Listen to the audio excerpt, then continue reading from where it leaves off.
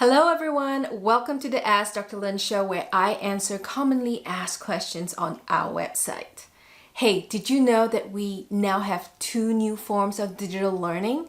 Our Baker View seminars and our Baker Paper white papers.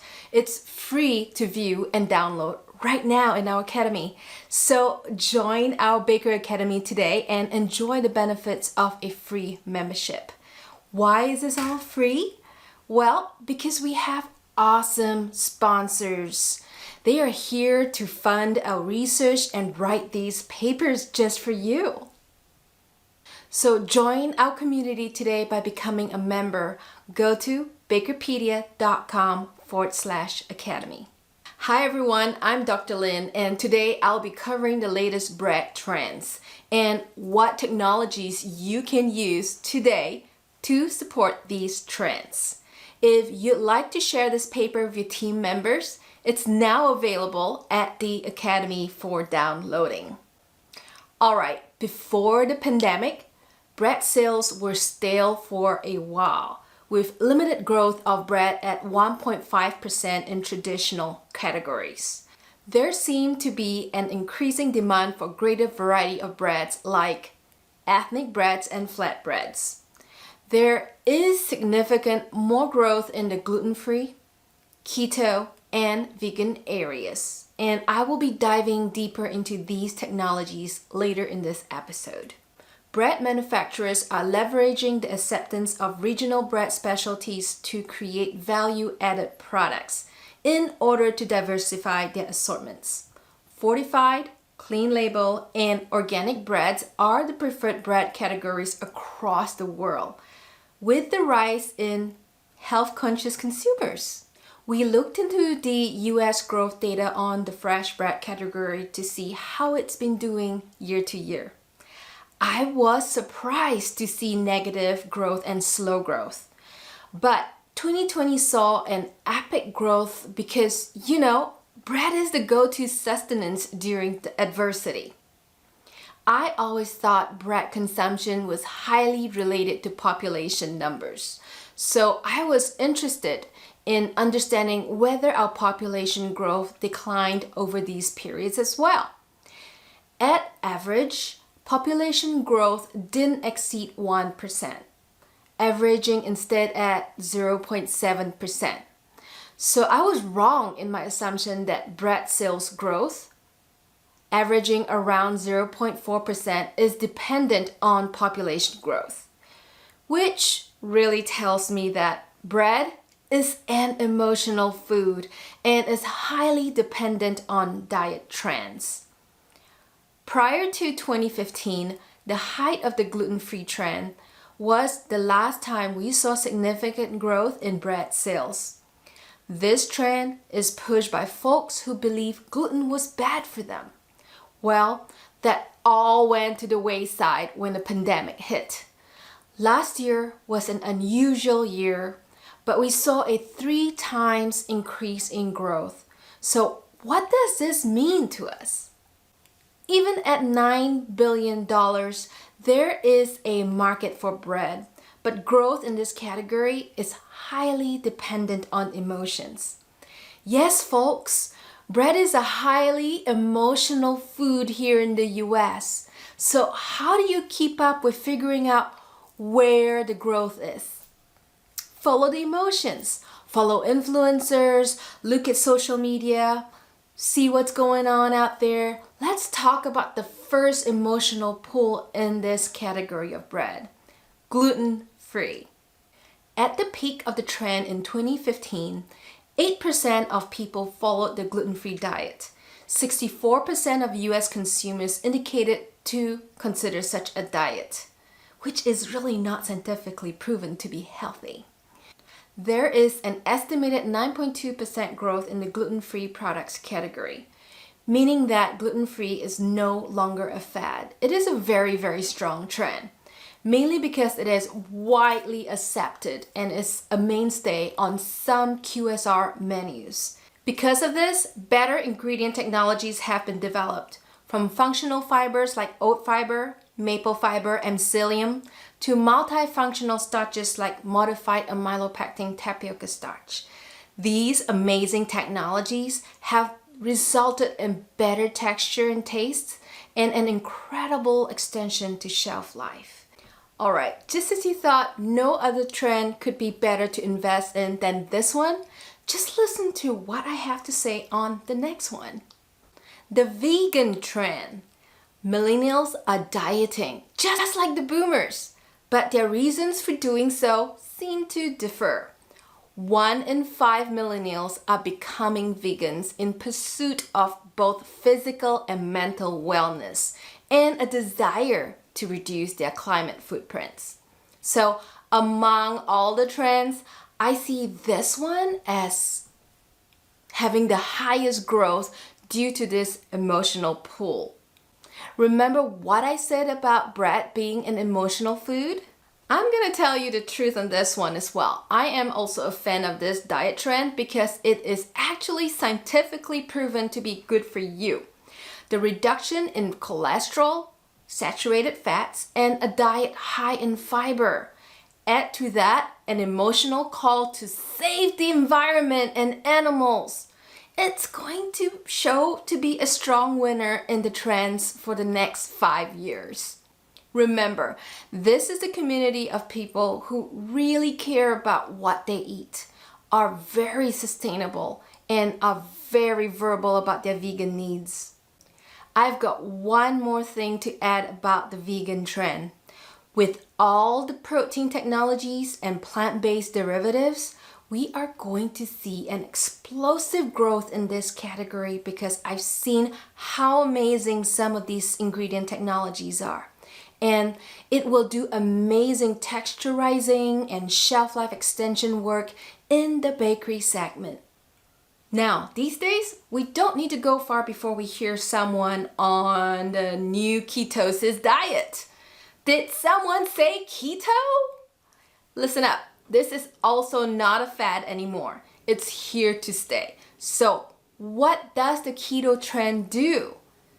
Well, it makes you eat more servings of vegetables per day. It increases your fiber intake. It limits highly processed foods or fast foods in your diet. And it limits foods with added sugars. Choose non-caloric drinks like unsweetened tea and coffee. Regardless to say, it's not an easy diet, but it is a really effective one. And the marketplace is now seeing very few processed products with the word keto on it. Mainly because not too many people can really define what keto is. There is strict keto and not so strict keto. The low-carb diet market is expected to grow by 6.4% by 2027. This is where gluten-free was when it first started. I think the potential of this category is very high. However, its growth is being stunted now by the lack of research. And because of the lack of research into keto ingredients, there isn't much to offer in technology either.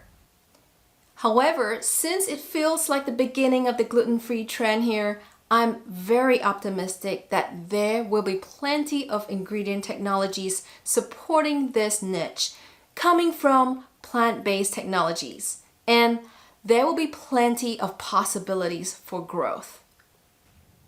Up next, I'd like to talk about brioche. It isn't a healthy bread with high sugar and high fat content. But do consumers care? No. Why? Because, like I pointed out, bread is an emotional food. The super soft, sweet, fluffy brioche reminds everyone of France. They like to eat it and equate it to the eating experience they found in France. So it's an interesting growing category of bread, with growth being pushed by the demand for brioche-style hamburger rolls in QSR chains. Next, I'd like to talk about the organic bread segment. The organic bakery segment is at 2.5% CAGR at a whopping $9.7 billion. Yes, it took a hit last year, but it's predicted to grow over 10% to reach over $10 billion in sales in a couple of years. That's definitely a guaranteed growth at the rate I see how the natural aisle at the grocery stores encroaches on conventional shelf space. Definitely tons of room for growth here due to strong innovation.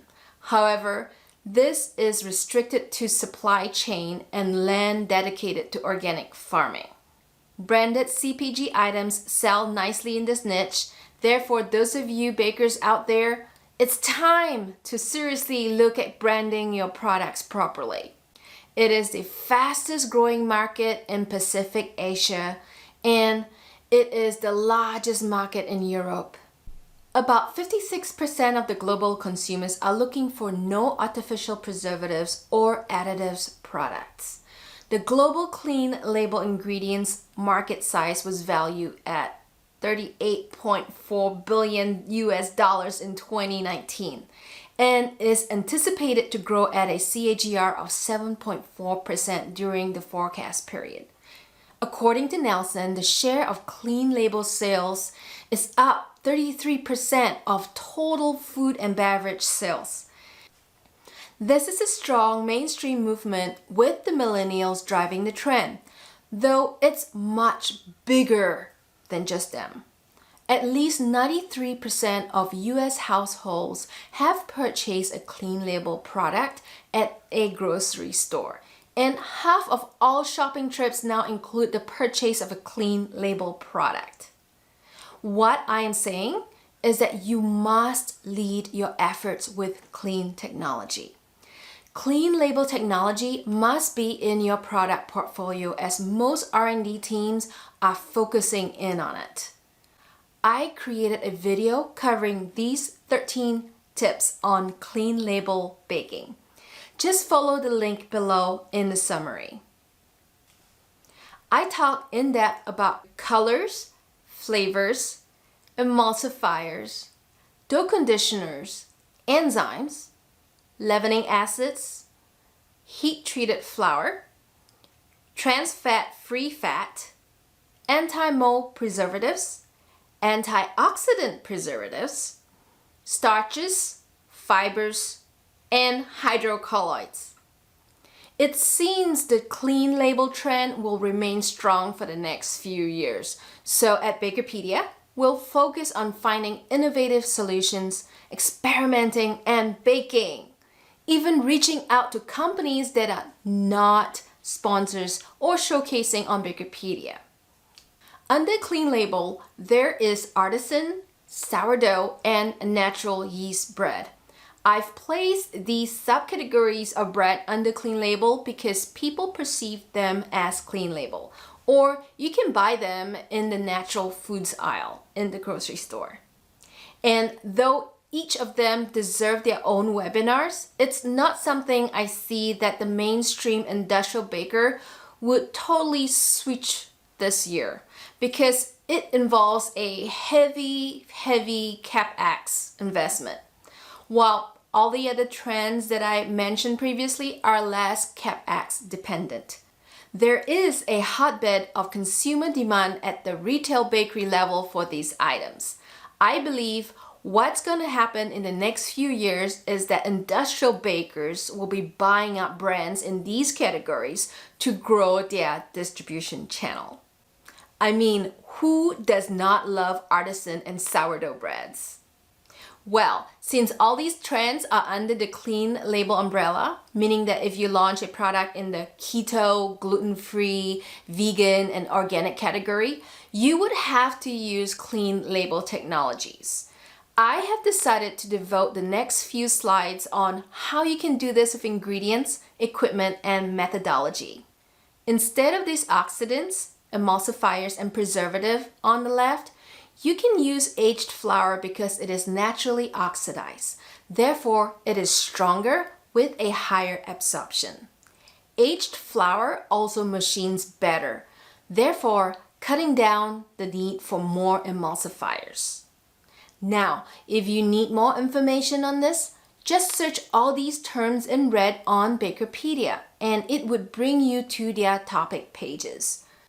Next, enzymes can be used to replace these oxidizers like potassium bromate and ADA or emulsifiers like datum, SSL, and monodiglycerides to improve your machinability. You can also use inactivated yeast to reduce L-cysteine if you need. Don't forget, there is also vegan L-cysteine available from Wacker if you still need L-cysteine to work for you. Look them up on our L-cysteine page. To increase emulsion, you can always look towards lecithin as well from companies like Serenda and IFC Solutions. That would actually help with stability and a better texture for the final product. Lastly, you can use cultured wheat from J&K Ingredients, fumaric acid from Bartek, and sorbic acid from Belchem to replace calcium propionate in all kinds of bread products, including pizza and tortilla. Due to the inconsistencies of wheat quality in organic flour, gluten is usually added to keep it consistent. In clean label techniques, some bakeries choose to add more gluten to replace the removal of oxidants and emulsifiers. Therefore, the mixer is working longer and harder to mix out doughs. We might see a few more mixer replacements in the next few years, but I'd like to request for you to keep an eye on the dough temperature because you actually double your yeast usage if you don't.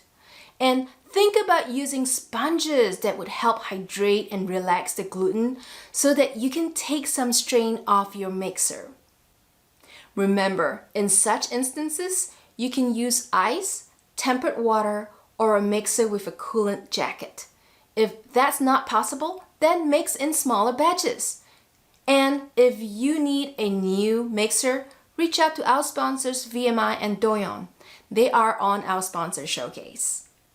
Let's look at the oven next. How can this help us clean up? Most of you know that when I go into a bakery, I usually do it with my breadometer from ECD. Because it's the first thing I run at every bakery I go. Every time I run this instrument, I've shown bakers that they are not baking correctly. Using thermal profiling, 90% of the time, I cut their baking times by 5%. Yes, I increase efficiencies by 5% using this instrument alone. The other 10% of the time, they are not baking enough. So what do? No, I don't just increase their baking times. I increase front zone temperatures. So by studying your oven humidity and heat flux, you can also do this with the Scorpion 2 by Reading Thermal. You can optimize your baking process and maybe help solve your bottleneck there. Again, to learn more about how to do this, BAKERpedia. One more thing, by using the breadometer and the Scorpion 2 instruments, you can prevent over baking. And why is this important? Because organic and clean label products are more prone to staling. Therefore, it is so important to optimize your bake. Did you know cooling is also important in clean label baking? You must cool your bread and do whatever it takes in your power to limit this to within 1 hour for loaf breads and 20 minutes for smaller sized bun products. Condensation within the package encourages mold, and natural preservatives just don't work as effectively under these conditions. Therefore, target 100 degrees Fahrenheit or 37.8 degrees Celsius and quickly package it to reserve your moisture at 38%, as regulated by the FDA. Clean label breads without emulsifiers cannot handle excessive cooling and will result in crumbliness shortly after it's packaged. Remember, not only does warm bread encourage condensation and mold growth, it also kills your slicer blades. Last but not least, I want to address food safety. I know this may not be your area of expertise, but I can't emphasize how important it is to have a clean and well sanitized bakery. While you're fine and dandy developing clean label products, you must be aware of these precautions and how your work environment will affect the food safety aspects of your new clean label products. I'll give you the heads up on this one, but natural preservatives don't work as well as its calcium propionate counterpart. Sometimes you may have to double it with an acid just to get the same effect. In addition, mold is very hard to control if you don't have a sanitation SOP that addresses mold spores and flour dust. Remember, if you are an organic bakery, you can only use approved chemicals for that particular line. Places like Ecolab or your local sanitation company should have organic cleaning chemicals. However, if you're a mixed bakery, you can use stronger conventional cleaners for your floors. Please do so when you get the chance. Lastly, my advice on keeping Listeria, E. coli, and Salmonella at bay is to use clean and dry methods. Keep the bakery as dry as you can. Keep the wash area as far as possible from the final packaging and staging area, and do a wet clean only when it's necessary or once a week. This is worth the effort, getting the hot spots down. Is this all worth it? As you can see, taking the step towards organic or clean doesn't just involve the product. It involves teams, the entire baking ecosystem, and a level of leadership that has the innovative mindset to take the company to the next level. So, innovation doesn't only cost money, it makes money as well. Don't forget, it gives you an opportunity to optimize your people and process. So, if you're working in teams and you need to get your team members on the same field of understanding as yourself, why not share this Baker paper? Download this paper today in our Baker paper section on the Baker Academy and share it electronically with them. To be a member, it's free. Remember to just sign in and download. As bakers, we must live up to the brands we represent and deliver the same results every time. So kudos to the commercialization and tech services people out there. You have challenging times ahead of you. But remember to stay ahead of the curve and commercialize now.